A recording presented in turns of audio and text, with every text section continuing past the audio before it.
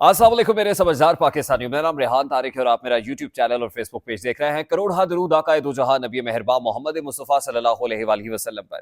इस दुआ और इस उम्मीद के साथ इस व्लॉग का आगाज करते हैं कि अल्लाह रब्बुल इज्जत इस मुल्क के फैसला साजों के दिलों में समझदार पाकिस्तानियों के लिए नरमी पैदा कर दे। इन दिनों बानी चेयरमैन पीटीआई साबिक वजीर आजम इमरान खान और उनकी अहलिया बुशरा बीबी ने chief of the army staff general Asim Munir समेत एस्टैब्लिशमेंट को निशाने पर रखा हुआ है और बार बार वो प्रेशर डाल रहे हैं। जब इदारों पर प्रेशर डाला जाता है तो इररिस्पेक्टिव ऑफ द फैक्ट कि वो मिलिट्री इस्टेब्लिशमेंट है या जुडिशरी है, इदारे प्रेशर लेते हैं और ये बात काफी बार इस्टेब्लिश हुई भी है। और यही हुआ कि एहतसाब अदालत के अंदर जो अडयाला जेल में लगती है, जज नासिर जावेद राना साहब इमरान खान और बुशरा बीबी के अगेंस्ट जो केसेस हैं और उनको सुनते हैं, तो उसमें दीवारें खड़ी की गई। 17 अप्रैल को हुआ ये कि इमरान खान और सहाफियों के माबैन एक दीवार खड़ी कर दी गई। इमरान खान और वकला के माबैन एक दीवार खड़ी की गई। उसके बाद इमरान खान साहब की वकील को बाकायदा तौर पर यह शिकायत करनी पड़ी कि ये जो ओपन कोर्ट हेयरिंग है, ये ओपन कोर्ट हेयरिंग के कवानीन के खिलाफ है। और जब उन्होंने निशानदेही की कि कैसे कवानीन की खिलाफ वर्जी हो रही है, कैसे मीडिया के लोगों को आने से रोका जा रहा है, तो उसके बाद फौरी तौर पर अदालत ने एक्शन लिया। जज साहब ने कहा कि आधे घंटे की मोहलत है, जेल इंतजामिया ये दीवारें गिराए। अब उस वक्त जज साहब ने फैसला तो कर लिया, लेकिन इसके कुछ इंप्लीकेशंस भी थे जो आज ही अडयाला जेल के अंदर देखने को मिले हैं। मैं आपको यह बता दूं कि इस वक्त माहौल हेड ऑन कोलिजन का है। एक तरफ से बातचीत ना करने का कहा गया, एब्सोल्युटली नॉट कहा गया, तो दूसरी तरफ भी तपिश महसूस की जा रही है। इस वक्त एस्टैब्लिशमेंट और इमरान खान के माबैन जो एक डेडलॉक पैदा हुआ है, ये ओवर द पीरियड ये स्लोली एंड ग्रेजुअली पैदा हुआ है और अल्टीमेटली अब हालात इस नहज पर आ गए हैं कि इमरान खान साहब ने अटल फैसला कर लिया है।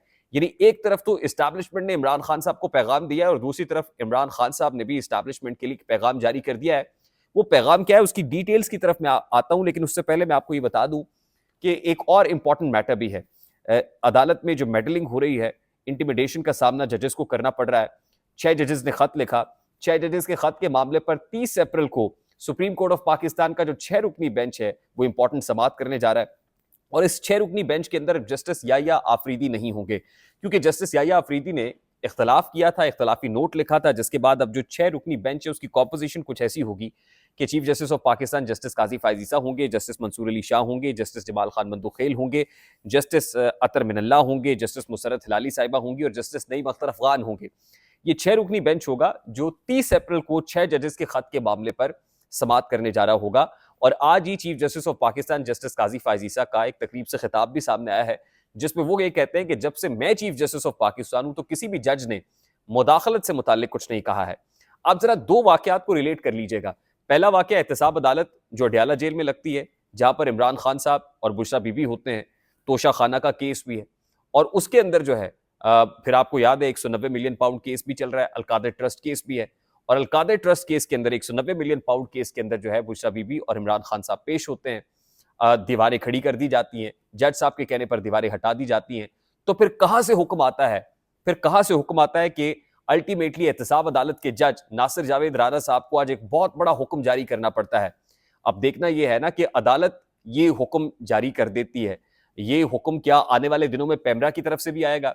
क्या आने वाले दिनों में मीडिया को कंट्रोल करने के लिए एक कोशिश तो की गई थी कि मीडिया को अदालत के अहाते से, कोर्ट रूम से दूर रखा जाए, इमरान खान से दूर रखा जाए, ताकि इमरान खान जो कुछ कह रहे हैं वो कहीं आकर सहाफी रिपोर्ट ना करें।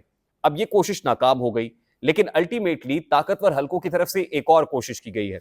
और कोशिश कुछ यूं है कि आज ये एहतसाब अदालत के जज नासिर जावेद राना साहब ने ये ऑर्डर पास किया है। ये जुडिशियल ऑर्डर है, ये कोई रिमार्क्स नहीं है, जुडिशियल ऑर्डर है जिसकी कॉपी मौजूद है, जिस पर दस्तखत मौजूद है जज साहब के। और वो कहते हैं कि इमरान खान और अहलिया फौज के खिलाफ बयान दे सकते हैं और ना मीडिया रिपोर्ट कर सकता है। यानी बराह रास्त पहले जब अदालत के अंदर दीवारी खड़ी करने से काम नहीं चला, तो जज साहब ने जुडिशियल ऑर्डर पास कर दिया है कि जब भी इमरान खान साहब और बुशरा बीबी होंगी तो वो फौज के खिलाफ वो कोई बयान नहीं देंगे। और फिर मीडिया को भी पाबंद कर दिया है कि मीडिया वो बयानात रिपोर्ट भी नहीं कर सकता है। वैसे तो मीडिया ऑलरेडी रिपोर्ट नहीं करता है, मीडिया के हाथ बंधे हुए हैं, लेकिन इससे एक तासुर और मिल रहा है कि आने वाले दिनों में शायद मीडिया को पैमरा के थ्रू भी पाबंद किया जाएगा कि इमरान खान से मुतालिक पहले तो तस्वीर नहीं चलती, नाम कहीं लिया जाता है, लेकिन इमरान खान जो स्टेटमेंट दे रहा है वो दबे अल्फाज में भी या बानी चेयरमैन पीटीआई कहकर भी वो स्टेटमेंट नशर नहीं किया जाएगा। यानी आने वाले दिनों में हालात को इतना टाइटन अप किया जाएगा, स्क्रूज को टाइट किया जाएगा। अच्छा, अब इस डेडलॉक की फिजा के अंदर आज ग्रैंड ऑपोजिशन अलायंस का इजलास भी हुआ है, और ग्रैंड ऑपोजिशन अलायंस जिसमें सुन्नी इत्तेहाद काउंसिल जो है जाहिर लीडिंग जमात है, उसमें यह फैसला हुआ है कि सड़क गर्म की जाएगी, जलसे और जुलूस होंगे। जो पहला जलसा है वो 5 मई को कराची में किया जाएगा, जबकि दूसरा जलसा 10 मई को फैसलाबाद में किया जाएगा। अब पंजाब, सिंध, खैबर पख्तूनख्वा, बलोचिस्तान, मुल्क भर के अंदर एक फजा बनाई जाएगी, एक मोमेंटम बनाया जाएगा, और उसके बाद यह फैसला किया जाएगा कि कब इस्लामाबाद की तरफ मार्च करना है। यानी जो मरियम नवाज शरीफ साहिबा ने किसी वक्त पे कुलिया दिया था ना कि मजामत होगी तो मफामत होगी, अब पता नहीं मफामत इस सिचुएशन में होगी या नहीं होगी, क्योंकि जंगल का बादशाह भी बहुत गुस्से में दिखाई दे रहा है। जंगल के जानवर तो ऑलरेडी पिस रहे हैं, और मैं अब इमरान खान साहब को क्या कहूं। चले आप जंगल का आप यूं कह लीजिए कि घोड़े हैं। आज सुहेल वड़ाइच साहब ने एक कॉलम लिखा तो उसमें जंगल का घोड़ा कह दिया इमरान खान साहब को। तो जो जंगल का घोड़ा है ना, जो घोड़ा है वो भी अपनी जिद के ऊपर सवार है, और जो खाकी बादशाह है जंगल का, खाकी बादशाह, खाकी शेर, सुहेल वड़ाइच साहब ने खाकी शेर कहा उसको, तो खाकी शेर जो है वो भी सुनने को तैयार नहीं है, वो फ्लेक्सिबिलिटी, लचक मुहैया करने को तैयार नहीं है, ब्रीदिंग स्पेस पैदा करने को तैयार नहीं है। तो इसमें मजामत होगी तो क्या किसी जगह पर मफामत हो भी जाएगी? क्या इदारे पर इतना प्रेशर आएगा कि इदारा मोम हो जाएगा, इदारा दबाव में आएगा और इमरान खान से कोई डील कर लेगा, या इमरान खान को एनआरओ दे देगा, या इमरान खान की बात मान लेगा कि आओ वजीर आजम तुम हो, या मैंडेट जो इमरान खान कह रहा है मुझसे छीना गया है वो मैंडेट वापस दे के उसको वजारत उज़्मा की कुर्सी पर बिठा दिया जाएगा। तो ये सब तो बादस कयास या बईदस कयास दिखाई दे रहा है at this point in time. शायद यही वजह है कि आज अली अमीन गंडापुर साहब जो चीफ मिनिस्टर केपी के हैं, उनको एक बहुत बड़ा स्टेटमेंट देना पड़ा। मैंने गुज़श्ता रोज बताया था कि अली अमीन गंडापुर इमरान खान से मुलाकात के लिए डयाला जेल पहुंचे, कल गुज़श्ता रोज ये मुलाकात। उससे पहले कोर कमांडर पेशावर सरदार हसन अजहर हयात से मुलाकात अली अमीन गंडापुर की हो गई थी। अब कवीम का ना यही थे कि अली अमीन गंडापुर जब पहुंचे हैं तो वो मैसेज लेकर गए होंगे, कोई ताकतवर हलकों की तरफ से कोई मैसेजिंग हो रही है। अगर तो वहां से फिर एब्सोल्युटली नॉट का बयानिया बरकरार है, तो यकीनन इमरान खान का पारा हाई होना ये बता रहा है कि दोनों तरफ शदीद किस्म का डेडलॉक है। और यही वजह है, ये डेडलॉक है तो अली अमीन गंडापुर जो चीफ मिनिस्टर केपी के हैं, वो ये कहते हैं कि अगर हमारा हक ना दिया गया, जो स्टेटमेंट है अली अमीन गंडापुर का वो ये है कि हमारा हक ना दिया गया तो हुकूमत गिराकर हम इस्लामाबाद पर कब्जा कर लेंगे।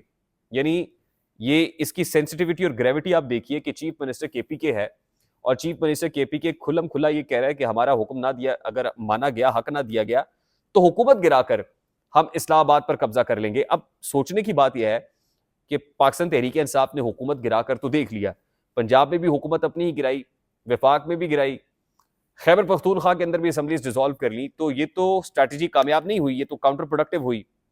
तो क्या फिर आप इसी स्ट्रैटेजी के मुतामिल हो सकते हैं कि अपनी हुकूमत गिरा लें? अपनी हुकूमत आप गिरा लेंगे, वो अपनी हुकूमत बना लेंगे, और फिर आप केपी से भी फारिग हो जाएंगे। आप इस्लामाबाद पर चढ़ाई कर लें, क्या आपके पास इतनी स्ट्रेंथ है? क्या लोग तैयार हैं? क्या आपने इतनी मैस मोबिलाइजेशन कर ली है कि लोग खड़े होंगे, मारपीट सहने को तैयार होंगे, जो 9 मई के डसे हुए एक बार फिर आ जाएंगे?